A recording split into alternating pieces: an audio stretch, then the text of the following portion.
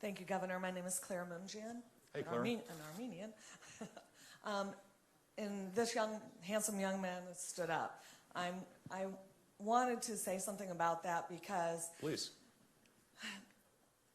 This president, I was born in the 60s. Kennedy was president when I was born, so I lived through desegregation and like so many other people here in the audience. But this president, I think, has created a society that is more divisive than from back in those days.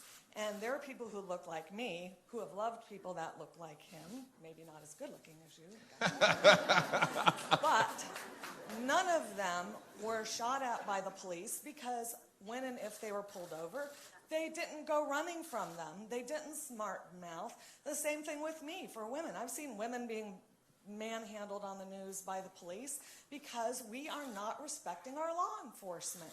I was raised to grow up, you respect the clergy, you respect your elders, you respect the police. If you're in trouble, you go to them. Now, does that mean all cops are good? No. Like any industry, I'm a mortgage fraud investigator, trust me. And that's actually my question is going to be for you. But I'm sorry, I'm so tired of this The country clock may run out before you get to your saying, question. Yeah.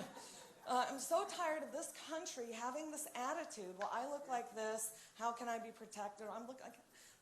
How about we all protect the good people, regardless of what we look like, and let the bad people deal with the cops' body manhandling. I'm sorry, that was a soapbox. That wasn't a question. Well, here's one of the challenges that now talking to law enforcement is starting to happen, which is one of the effective ways to create, one of the ways for income and social mobility to exist also is to have communities that are safe. Because if they're not safe, you're not going to get the business formation. You're not going to get kind of the economic activity. And if police are fearful of actually doing community policing, then you're going to have less safety. The net effect might be that as police pull back because they don't believe that elected officials have their back, you're going to create more violence in low-income communities. And I think to avoid that, we should have a deeper dialogue about this to rebuild trust.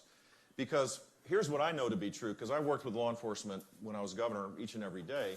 What I know to be true is when there is these cases, as there was in Charleston, as there was in Baltimore, in Ferguson, the first people, when there is Ferguson wasn't a problem like this, but in other places where there has been a misuse of force by police, the first people that want to bring the hammer down in a legal way, of course, are the police chiefs and other law enforcement officers, because they don't want their profession to be besmirched. They don't want their profession to be viewed as it is today.